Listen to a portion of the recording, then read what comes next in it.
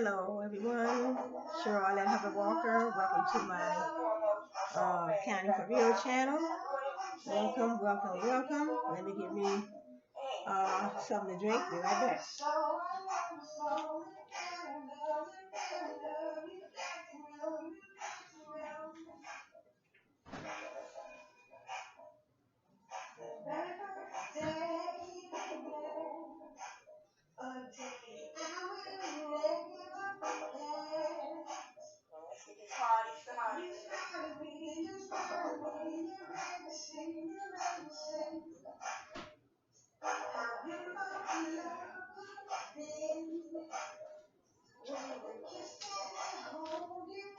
All right, I'm back. I have me a little,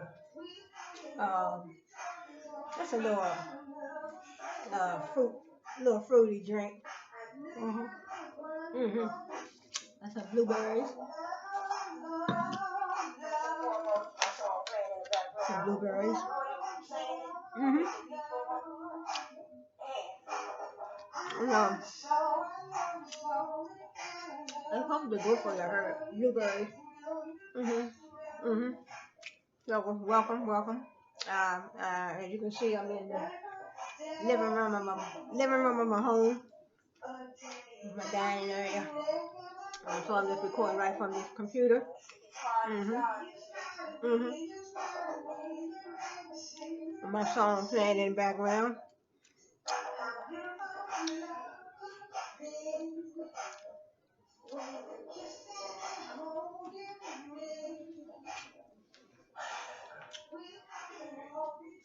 Mhm. Mm. Nothing like some real blueberries. Mhm. See? Dining room area. Some of my other videos are recording in the bedroom. All right. I'm gonna put this down.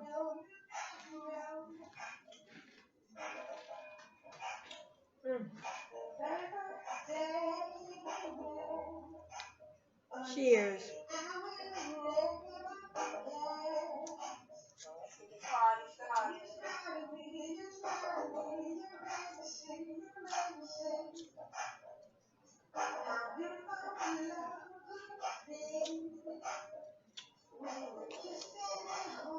This is real good. It tastes like it's some kind of milk drink with fruit in it. Hmm. No wine, cause I don't drink wine. Mm-mm. It's a fruity drink. Hmm. Real good.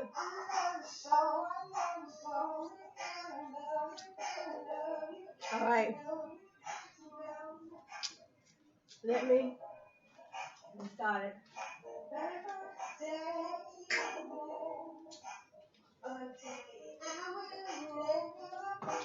Okay. First, I'm gonna start with accounting. All right. Usually I do my videos like by my blackboard, my chalkboard, but I decided to do some of them in my living room. I know the lighting in here might not be as great, but I do have a lamp right here, and I don't have no kind of ceiling light, but I do have my dining room light, on. So let me start with I want to start with wise accounting. In other words, let's start out with in other words, you're running a business. You have your business name, you have your location, you have your niche. In other words, your niche could be, as I said before, I'm selling products for sensitive skin. I'm selling products for somebody might have alopecia in their hair, or somebody might have um, alopecia. Somebody could have, their hair could be falling out from alopecia, and it could be falling out from other things. So you might want to, that would be my niche. My niche would be the type of products that will cater to the problem that the person is having. So that's what they call that's what they call a niche. So I have my niche. I have my business name. I have my niche. I have my target market. Who am I going to target my products to? And will I target social media? Internet, Facebook, Twitter, YouTube. So those would be my marketing channels. So then I have my branding. I have my branding. I'm gonna brand my business. I want to brand my business as I want to be a single brand. I don't want a co-brand. I want a single brand. So my brand could be, as I said, I'm selling sensitive hair products and skincare products for the age from college students. I say the age from 20 to 65, and then I want to segment my market. I want to target. Um, Also, I mean, I would say 21 to 80, 21 to 80, 20 to 65, and college students. And so then, once I have done all that, then I want to make sure that I have my accounting books together. Because accounting is very important when you're running a business. So you want to see how your company is doing. You want to keep a track of all your financial records. So it will help you with your financial standpoint in your business. I want to look at my debits, my credits, my revenues coming in, my cash account. I might have prepaid rent, prepaid insurance, those type of things. So see accounting. It said accounting info helps track your income and expenditures, ensures statutory compliance, and provides investors, management, and government with quantitative financial information for decisions. So, in other words, you have a managerial accounting. We also have financial accounting. So, managerial accounting, managers need this type of information so they can make internal decisions. Managers need all that information from the accounting department. My accounts revenue, I mean my accounts revenue, my accounts payables, my accounts receivables, my revenues, my accrued expenses, my cash account, my uh, accrued interest, my salaries payable, interest payable, my they all whatever accounts you have, whatever you do your little T accounts. So whatever accounts you have, then uh, that's what you'll look at when you come. That's what your managers will look at within the organization, so they can make vital decisions. So, what kind of decisions will managers want to make? Managers might want to say, for instance, you're running a trucking, you have a trucking company, a trucking business, and you only have 3 big trucks because you have to deliver stuff, you have to pick up items. So you might want to say, we as a company, we want to invest in 5 more trucks. You want to invest in 5 more trucks, so you want to know how do our financial books look? What is our financial standpoint? Can we afford to invest in 5 more trucks? Even though the 5 more trucks will bring in 5 more trucks will bring in more revenue, but we want to look at our books and see. So when it comes to the accounting department, we want to make sure we hire an accountant because we good accountant because our financial paperwork has to be accurate and it has to be on time. It has to be done at the end of the accounting cycle. So and then when I look at other companies like those, the big name companies like Uber, Lyft, it's a new company I used to drive, but actually I'm still on the network with Via Transportation here in Washington D.C. So I'm still on that network. I did Uber and Lyft. I drove for them too, and but now I'm working here building my YouTube account. So um, And I do a little, I don't mind still doing a little ride share, but they have, I guess I would say they have basically monopolized the transportation industry as far as ride share. Because we have Uber, we have Lyft, and we have Via. So I don't know if I think it may be a couple other small companies out there.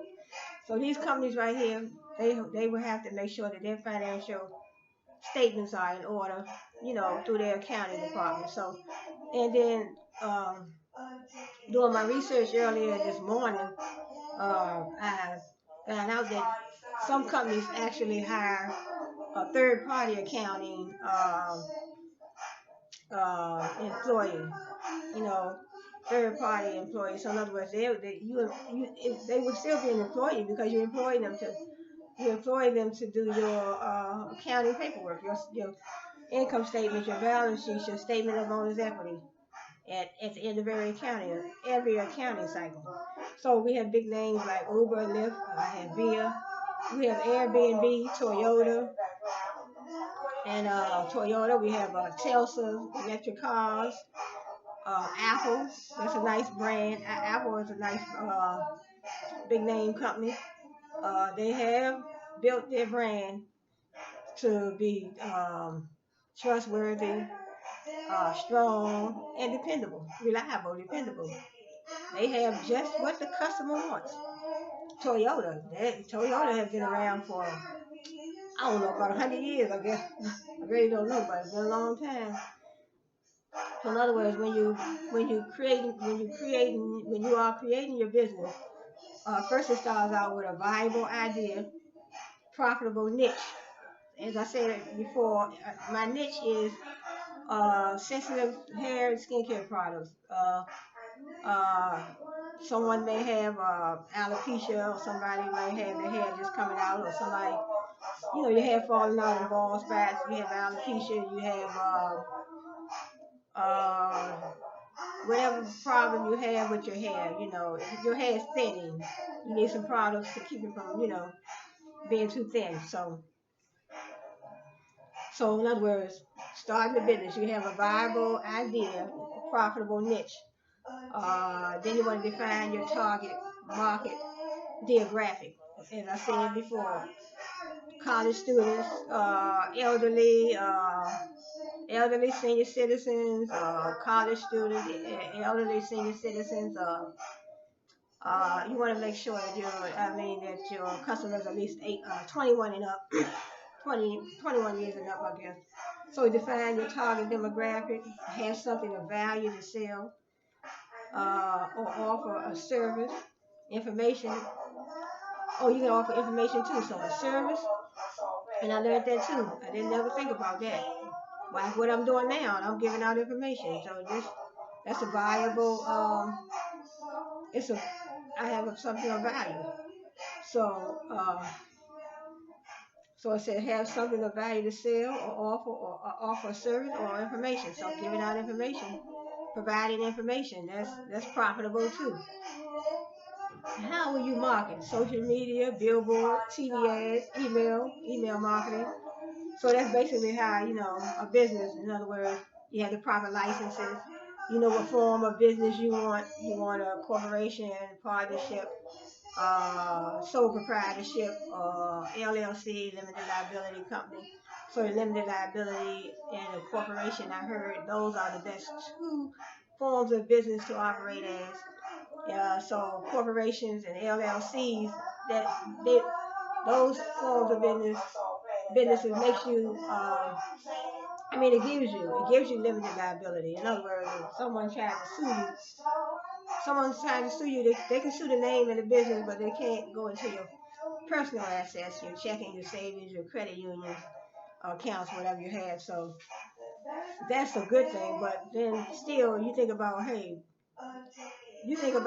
they sue you, they suing my business name. They're still, if you have any money, I guess if you have any money in a business bank account, um, if you have any money in a business bank account, I guess they still would have access to that if they sue you. I figure if they win their case. But okay, so that's that one. This was just, I usually like to jot down the stuff on my notes, because I'm used to doing. Um, when I was in school, I did a lot of PowerPoint presentations. So, but I didn't want to print out. Sometimes I may do some PowerPoint presentations and make them available in my class. Uh, and then, okay, on the back I have financial statements, performance, statutory compliance, budget, and future projections. These are all the things that are important when it comes to accounting and running the business. To systematic, in other words, your paperwork should be systematic, accurate, and complete.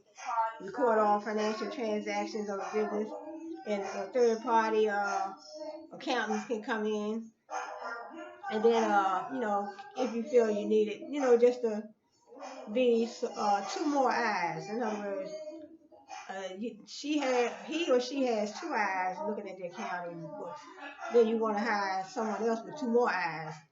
And also if you ever run into any problems in your business and you feel some money may be missing or something of that nature, then you can hire a forensic accountant.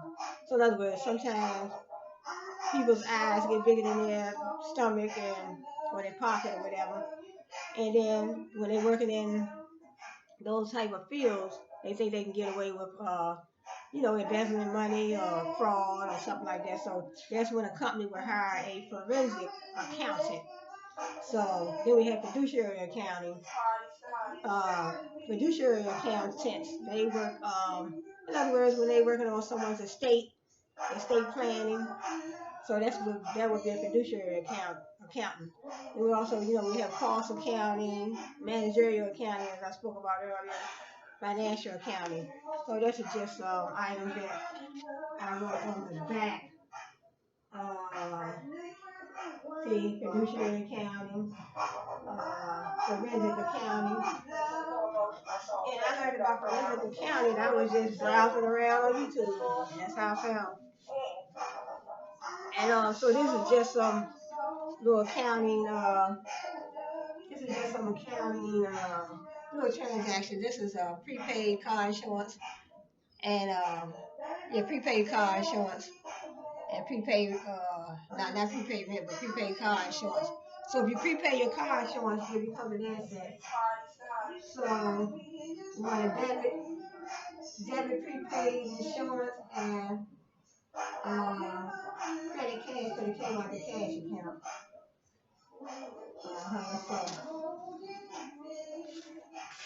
And then also I have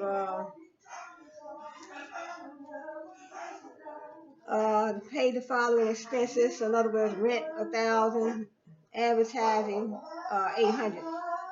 So that's 1,800. So we want to debit expenses and credit cash because it's coming out the cash account. Debit expenses and credit cash because it's coming out the cash account. So we pay the expenses. So, and then we have borrow $25,000 from the bank and sign the note payable.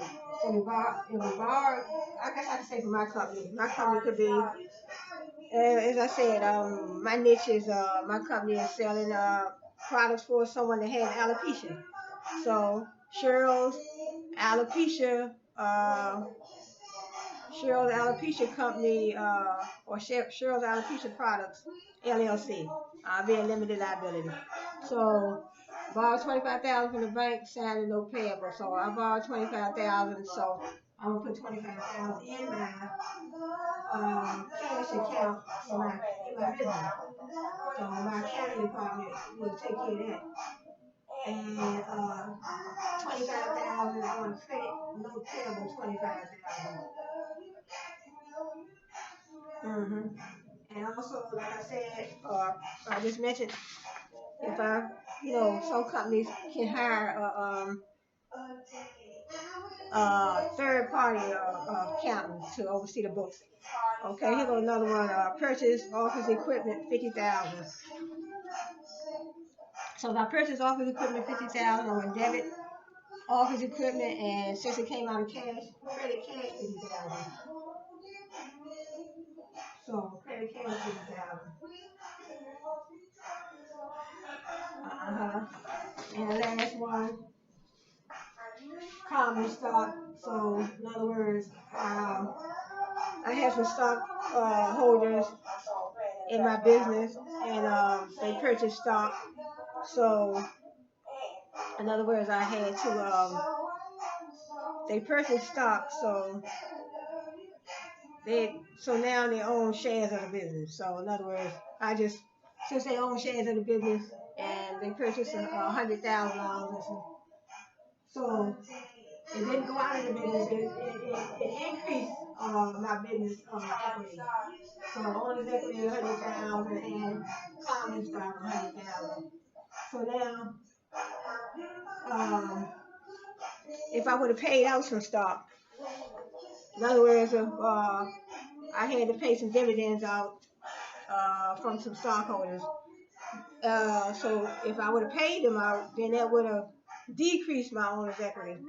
So if I would have paid it out, I would have to credit common stock, I would credit common stock and debit owner's equity.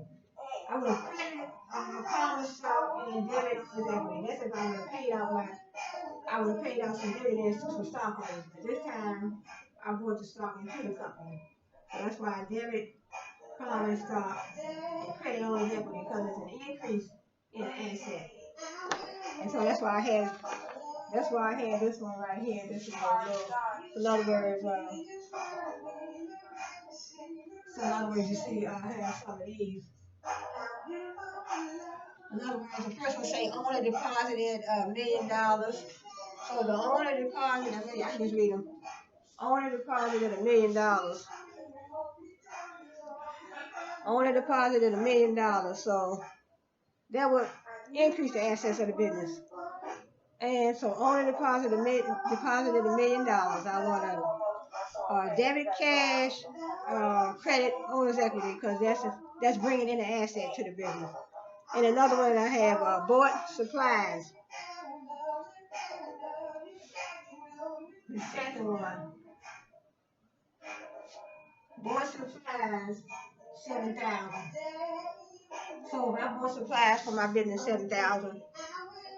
I bought supplies for my business, 7,000. So I'm gonna credit my cash account because it's coming out. I bought some supplies. Credit my cash account, and I bought supplies. So I want to debit supplies. I would debit supplies 7,000, and credit my cash account because it's coming out.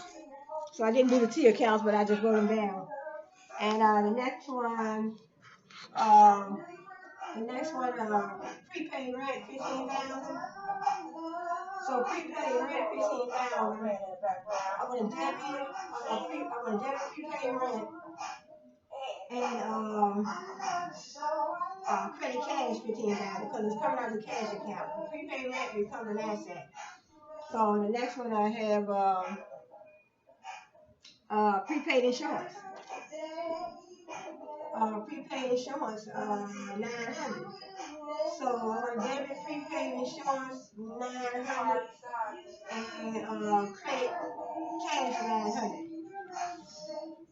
Accumulated depreciation.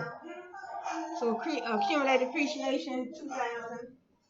I'm gonna debit depreciation expense 2,000 and credit accumulated depreciation 2,000. And then the next one is owner withdraws 10,000. Owner withdraws 10,000. So I would create a withdrawals account and debit the withdrawals account 10,000.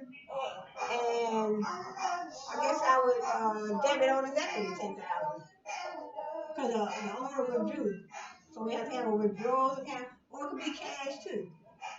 It could be debit. I could debit the withdrawals account 10,000 and credit cash 10,000 because it's coming out of the cash account. So when you credit, it's not like when you have a credit card. So in accounting, when you credit the cash account, that's a decrease. So now in the real world, it would be an increase. In other words, your credit card company might say, look, we credited your account, such and such amount. And that would be an increase. But in accounting, When it comes to a credit, it's a decrease. Remember that. Well, I mean, in the cash account, anywhere in the cash account it is a decrease. So, okay, now, bought a truck. And that's what the Bible said, bought a truck, 8,000. So we bought a truck for 8,000 for the company. I want to credit cash 8,000. I want to credit my cash account 8,000 because 8,000 is coming out of the cash account. And then I can do a withdrawal account too. I can debit my withdrawal account 8,000. So debit my withdrawal account 8,000 and credit cash 8,000. That's for the truck. That's for the truck that I bought for the company. And then we have overhead 4,000. Overhead 4,000. So that's an expense. So I wanna I guess I would debit overhead. I want to debit overhead 4,000. I can debit overhead 4,000. I probably would take that out of. I can credit cash 4,000 as well. Also, it could be a credit of cash 4,000, and it could be a debit to the owner's equity account. So I would use all three of them. And I think let me see. And then I paid 2,000 to fix the truck. So that if I pay 2,000 in cash to fix the truck, that's gonna be a debit to my withdrawal account. 2,000. Fix the truck with 2,000. So I want to debit my withdrawal account. 2,000. And then I want to credit cash 2,000. So I have a withdrawal account of 2,000, which I will debit the withdrawal account for 2,000, and I want to credit cash for 2,000. So that's the money that I withdrew to fix the truck. And I think bought computers on account. I bought computers on account. I didn't put that amount up, but if I bought computers on account, I definitely want to credit accounts payable. Well, let's say the computers cost 6,000.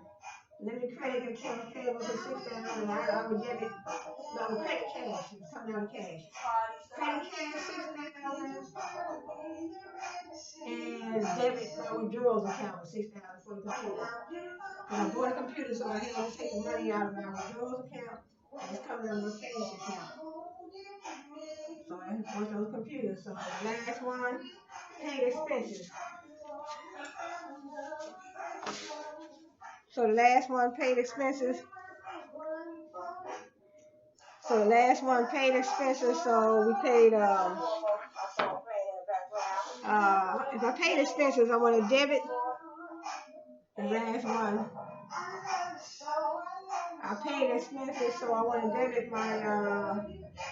I would debit my expenses, my expense account because it's coming out the expense account. So in other words, it says 1,200. Debit my expense account 1,200 and credit cash 1,200 because it's coming out the cash account. So once you get used to doing a whole lot of these transactions, they just come, you just think about them off the top of your head. So, all right, let's get into some marketing terms. Okay, I have a term here.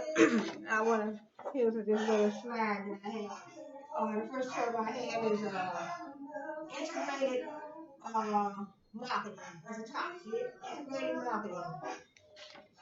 So integrated marketing. The marketer's task is to devise marketing activities and assemble fully integrated marketing programs to create, communicate, and deliver value for consumers. So in other words, integrated marketing. The marketer's task is to devise marketing activities and assemble fully integrated marketing programs to create, communicate, and deliver value. So in other words, integrate. So when you think about the word integration, you're putting things together. In other words, you're merging things together so it can be as one whole, and those things can work together to make a better product for your customers, create a better service for your customers. So assemble fully integrated marketing. So the marketer's task is to devise marketing activities, and assemble fully integrated marketing programs. So in other words, creating those programs when you integrate all your marketing strategies, plans, or whatever you have in your business, and use all those integrations to fully assemble uh, marketing activities, and for your customers. In other words, you want to have say you are integrating your brand. You have because you have the brand. You have to market your brand. It's all kinds of branding and marketing terms that you can go by. I think I have. So in other words, you have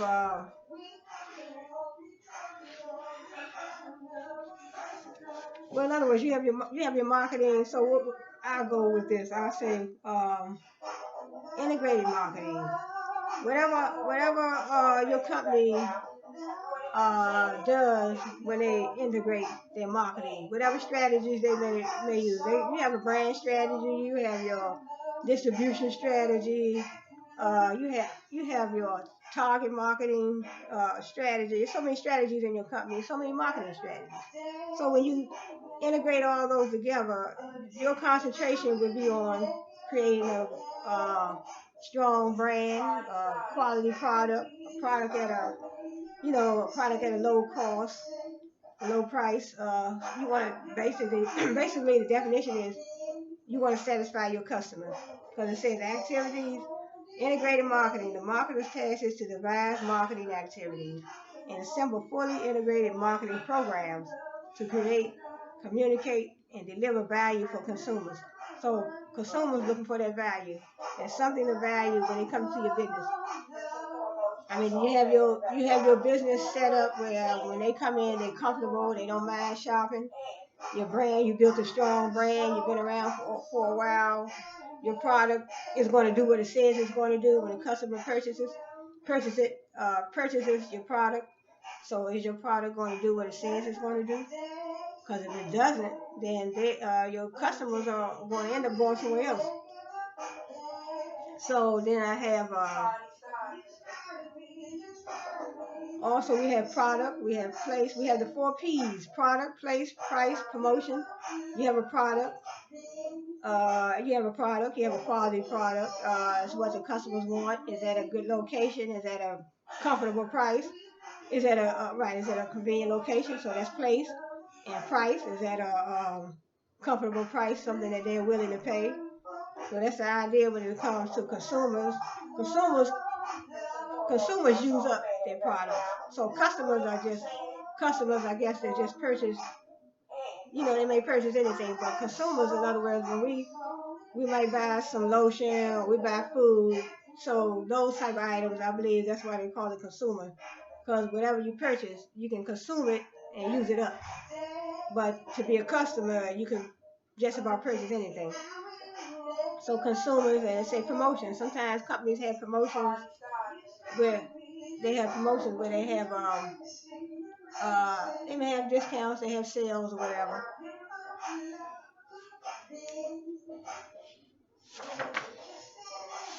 Also, I have the holistic marketing concept based on the development, design, and implementation of marketing programs, processes, and activities that recognizes their breadth and interdependencies. Everything, everything matters. In other words, holistic marketing based on the development, design, and implementation.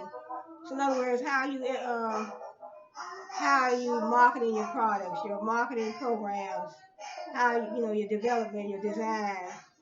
How are you developing your products? Do you have your customer in mind? Because customer is supposed to be the first. Your customers and your employees. I always say customers and employees should be number one. Then we have a relationship marketing. Relationship marketing aims to build mutually satisfying long-term relationships with key constituents in order to earn and retain their business. So in other words, you're building strong relationships with your customers so they can keep coming back. your customers, your employees, your marketing partners, members of the financial community, shareholders, investors, analysts, and you're looking at all their needs and all their goals. You want to satisfy everybody. Then we have selling concept. We have the selling concept and the marketing concept. Marketing concept. These are terms that I learned a while back, but I reviewed them again. The selling concept holds that consumers and businesses, if left alone, won't buy enough of the organization's products. So you have to find initiatives and strategies to try to get them to purchase, like the sales funnels. Those would be sales funnels are a great strategy. They are great strategies too. So I want to make it plural. Sales funnels are great strategies. Sales funnels with an S. Must take aggressive selling effort. The purpose of marketing is to sell more stuff to more people and make a profit. So then we have the marketing concept. The marketing concept holds that the key to achieving organizational goals is being more effective than competitors in creating, delivering, and communicating superior customer value to your chosen target markets. Creating that something of value. Delivering and communicating superior customer value. So that's what the customers look for. You don't want to buy a computer and get it home and you find out you spend a couple thousand on a computer and you get it home and it didn't deliver that satisfactory. I would say it wasn't satisfactory. It wasn't to your liking. It wasn't worth the money. So it says marketing concept. It holds that the key to achieving organizational goals. The key to achieving organizational goals is being more effective. Is being more effective than competitors. Right, be more effective than your competitors. So in other words, if you are more effective than your competitors, then more likely than customers are going to keep coming back to you. You want an effective product. You want to win your customers over. You want to have something that they need and something that they want. You want that strong brand, that strong product. You want great customer service. You want a beautiful logo. You want clean stores. You want a beautiful website. You want low prices. You want to outprice your competitors. Then we had a production concept. In other words, I had a selling concept. You see the selling concept, marketing concept, and then now we have the production concept. We had a production concept and a product concept. See, production concept, and then I have the product concept. Okay, the production concept holds that consumers will prefer products that are widely available and inexpensive. Right, that's true. Managers of production-oriented businesses concentrate on achieving high production efficiency, low cost, and mass distribution. So in other words, if they get 1,000,000 products, like my husband always told me, with a volume over price. Companies purchase 1,000,000. Companies sell 1,000,000 products. In other words, you got 1,000,000 products. You sell all of them for $1. That's $1,000,000 right there. So that's part of the production concept. So it holds that consumers will prefer products that are widely available. In other words, internationally, globally, you have stores here, you have stores there, you have stores all over the world, all over the country. You have a global corporation, and you're selling. You have stores everywhere in every country, every state. Consumers will prefer products that are widely available and inexpensive. Managers of production-oriented businesses concentrate on achieving high production efficiency, low cost, and mass distribution. So let's talk about the product concept. Proposes that consumers favor products that offer the most quality, performance, or innovative features. So the product, right? So managers focus on making superior products and improving them over time. Slow proposes that consumers' favorite products that offer the most quality. So in other words, uh, when I want a computer, when I want to buy a computer, I want to buy one that's, quality, one that's name brand, one that's been around for a while. So I might want an HP. I want an HP, or I might want a Dell, Microsoft. I will probably go to some of those reputable brands that've been around for a while. But there's nothing wrong with giving other companies a little, you know, a little interest in their products. So there's nothing wrong with helping out other companies. But most people want this is the the production concept. So then we had the product concept. That's the one I just read. So we had the production concept, the product concept, and so next I want to move on to a couple of amendments that I looked up. This is the seventh amendment. Okay, seventh. The Seventh Amendment rights in civil cases, in suits and common law, where the value in controversy shall exceed $20. The right of trial by jury. So in other words, you have the right of trial by jury. This is the Seventh Amendment. The right of trial by jury shall be preserved, and no fact tried by jury shall be otherwise re-examined in any court of the United States than according to the rules of the common law. So, in other words, you have a right in civil cases to a right to a jury trial. This is seven. That's the Seventh Amendment. So then I have the First Amendment. Then I had the First Amendment. So the First Amendment, freedom of speech, religion, Congress shall make no law respecting and establishment of religion or prohibiting the free exercise thereof, or abridging the freedom of speech or the press or the right of the people to peaceably to assemble and to petition the government for a redress of grievances. So the First Amendment, so in other words, the First Amendment, you have a right to free speech and religion. You can practice whatever religion you want, and the press. The press has the press. Uh, they have a right. I would say have. It's plural. The press, they have a right to. In other words, I guess as long as they don't, as long as they don't step out of bounds, because sometimes they can get you know, a little overly excited. Like when they see celebrities and stuff like that, they run up on them, and sometimes they get a little excited just to get their stories out there. But freedom of speech and religion, Congress shall make no law respecting an establishment of religion or prohibiting the free exercise thereof, or abridging the freedom of speech or of the press, or the right of the people peaceably to assemble and to petition the government for a redress of grievances.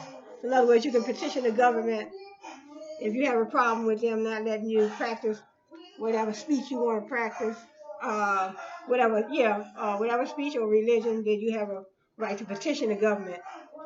You petition the government if you have a grievance about that. So then I have Third Amendment. So the Third Amendment, no soldier shall in the time of peace be quartered in any house without the consent of the owner, nor in time of war, but in a manner to be prescribed by law. In other words, according to this, you can have soldiers in your home, but if you're the owner, they can't be in there uh, unless unless the owner gives permission. It said no soldier shall, in the time of peace, be quartered in any house without the consent Consent. Consent. See, no soldier shall be uh, in the time of peace recorded in any house without the consent of the owner. Uh-huh.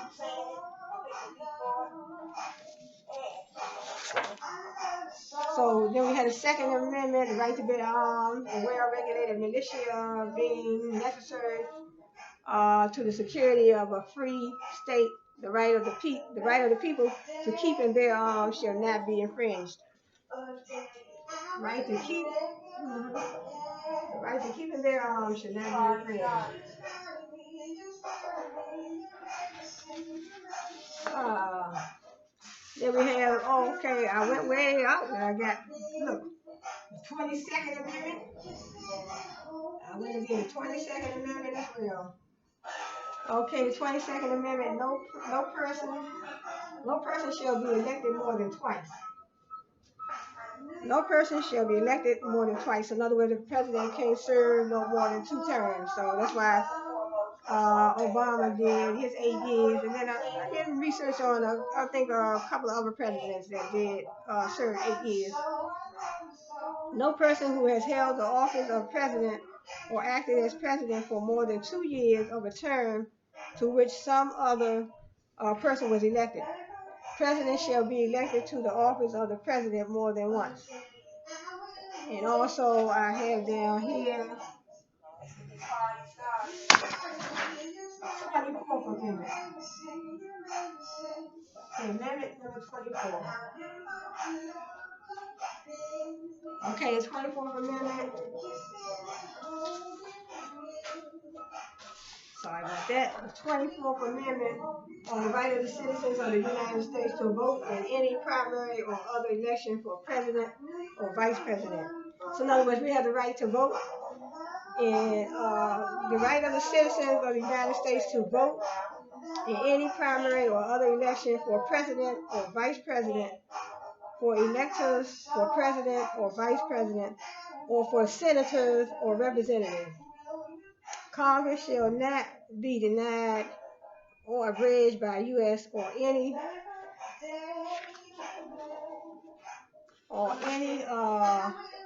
I don't have the rest of that. I don't have the rest of that on this page. So, in other words, the 24th Amendment. 24th Amendment. That's the 24th Amendment. The right of the citizens of the U.S. to vote. The right of citizens to vote in any primary or other election for president or vice president, for electors for president or vice president, for senator or representative in Congress. So in other words, the 24th Amendment. 24th Amendment. So the 24th Amendment. So in other words, we have the right to we have the right to vote. In other words, you go out there, you have your voter registration card. You know, whenever the election come up, you can vote.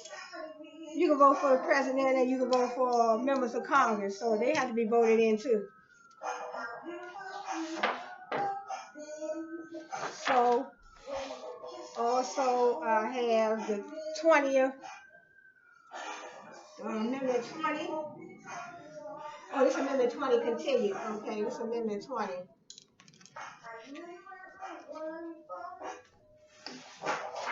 Let's see.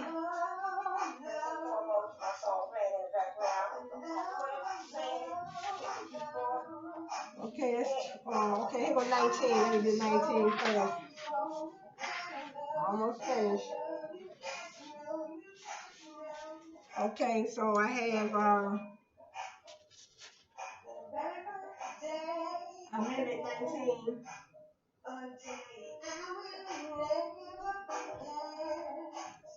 Amendment 19, okay.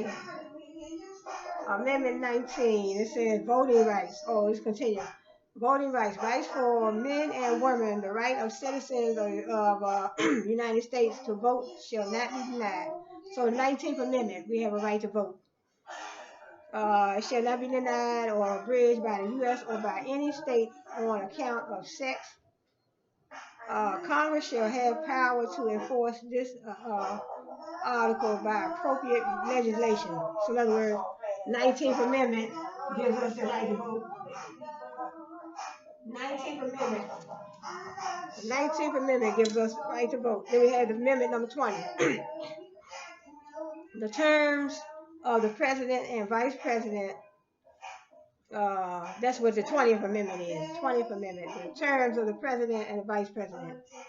Uh, the terms of the president and vice president shall end at noon on the 20th day of January, and the terms of senators and representatives at noon on the third day of January of the years in which such terms would have ended if the article had not been ratified, and the terms of their successors uh, shall then begin. So in other words, the terms of the vice president shall end at noon on the 20th day of January. So in other words, the 20th Amendment, is saying that the presidential term shall end. What it says, it shall end on January, the 20th day of January. So the presidential term shall end the 20th day of January. So in other words, if they're already in office, so I guess President Trump will be coming out the 20th of January of this year, this month. And then I have also have 16 Amendment that I did my research on. I just looked up so many. I write all of them down one day. I did write all of them down one time, but I lost the paperwork. So the 16th Amendment, the Congress shall have power to lay and collect taxes and on income from whatever source derived without a portion meant among the several states and without regard to any census or enumeration. So Congress has the right to collect taxes according to the 16th Amendment. Congress has the right to collect taxes from all the residents right here in Washington, D.C. Washington, D.C., Virginia, Maryland, I guess all 51 states, 52. Then we had the 17th Amendment. When we researched the 17th Amendment, 17th Amendment, 17th Amendment. The Senate of the U.S. shall be composed of 2 senators from each state, elected by the people for 6 years, and each senator shall have 1 vote. So in other words, the 17th Amendment. So like I said, the senators from the House of Representatives and the Senate, they have to be elected in. So it said the Senate of the U.S. shall be comprised of 2 senators from each state. I think I wrote down some more. That's 16th Amendment. I think this it's the last one. Oh no, I got the last 2. Okay, and also I did maybe the 11th Amendment. Okay, the 11th Amendment says that the judicial power of the United States shall not be construed to extend to any suit in law or equity commenced or prosecuted against one of the United States by citizens of another state or by citizens or subjects of any foreign states. So in other words, the judicial power of the United States shall not be construed to extend to any suit in law or equity commenced or prosecuted against one of the United States by citizens of another state or by citizens or subjects of any foreign state. Then we had the 12th Amendment. Then the 12th Amendment I wrote down. 12th Amendment.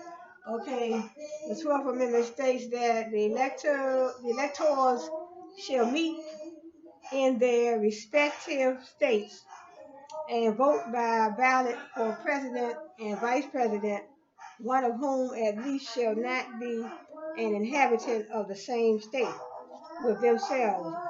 In death of president, the vice president would take over.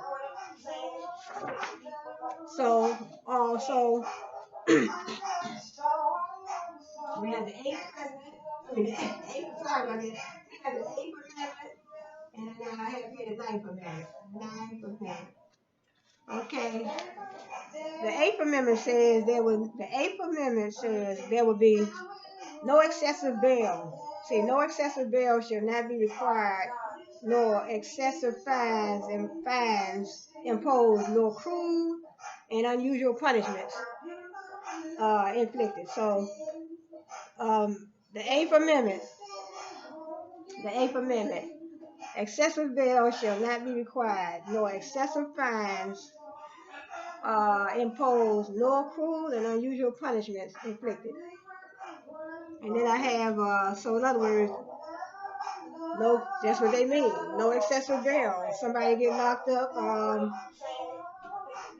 you can't post that bail. I mean, you can't set that bail at $1 million for certain cases.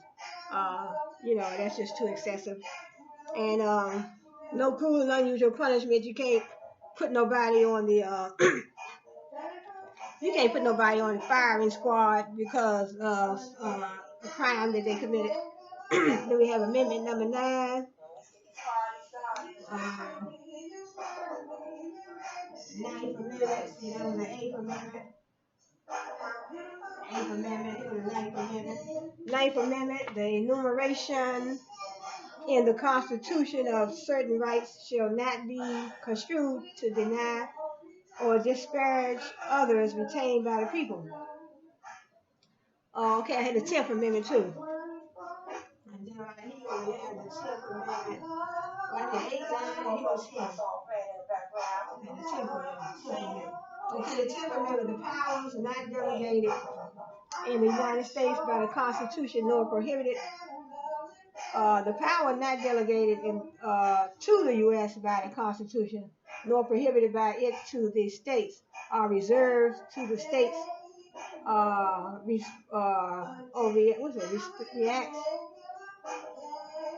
respective to the people. The powers not delegated to the U.S. by the Constitution nor prohibited by it to the states are reserved to the states respective to the people. I think this is the. Okay, I think I read these. Okay, yeah, I read this one. This is the 20th Amendment. I think I read this one. 20th Amendment. It says terms of president and Congress replacing the president. The Congress shall assemble at least once in every year, and such meetings shall begin at noon on the 3rd day of January, unless they shall by law appoint a different day. Congress shall assemble at least once every year, and such meeting shall begin at noon on the 3rd day of January, unless they shall by law appoint a different day. If president dies, vice president elect becomes the president. So if the president dies, the vice president. And it says Congress shall assemble at least once every year. See, Congress shall assemble at least once a year. Okay. I think that's the last one. Yep. And just some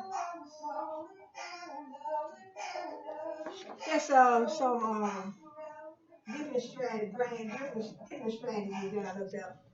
I didn't look up, but this is just an example. We have brand strategies. When you're running a business, you might need a brand strategy. So you want to be able to get your brand out there to your customers. So we have brand strategies. We have marketing strategies. How you want to market is you're going to do email, Facebook, Twitter, Instagram, YouTube. You're going to do some digital marketing, sales funnel strategy. digital marketing strategies. We have a corporate strategy. You might have a competitive strategy, or you're trying to be a step ahead of your competitors. You want to offer something unique that your competitors doesn't have. So that would be a good strategy to look at. We have a growth strategy, business level strategy, messaging strategy, marketing strategy, brand building strategy. How you gonna build your brand? Where you gonna build it at? Is it gonna be strong? What type of products you gonna be marketing? Who are you gonna target? So all those you need to think about. And then you have your strategies. Once you have your strategies, you start strategizing. And you have your business name, your license, your logos, your colors, you just start building everything. So business is definitely something that you have to plan. So um, business is something that you definitely have to. Mhm. Business is something you have to plan. It's best to have a nice business strategy, a plan. Mhm. You might need a marketing plan, a business plan, all these different strategies, marketing strategy, business strategy, um, distribution strategy, sales funnel strategy.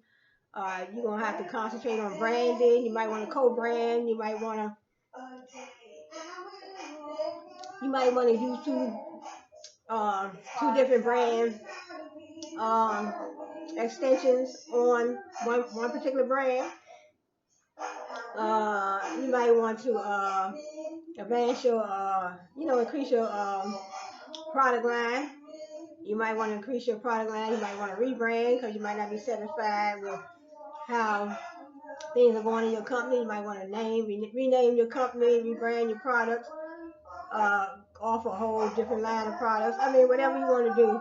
So, a lot of things to think about when you're running a business. So, I'm going to close on that note today, class. And I want to say thanks for joining me. Mm-hmm. I want to say thanks for joining me. And I want to start preparing for my next class. Mm-hmm. So thanks for joining me, and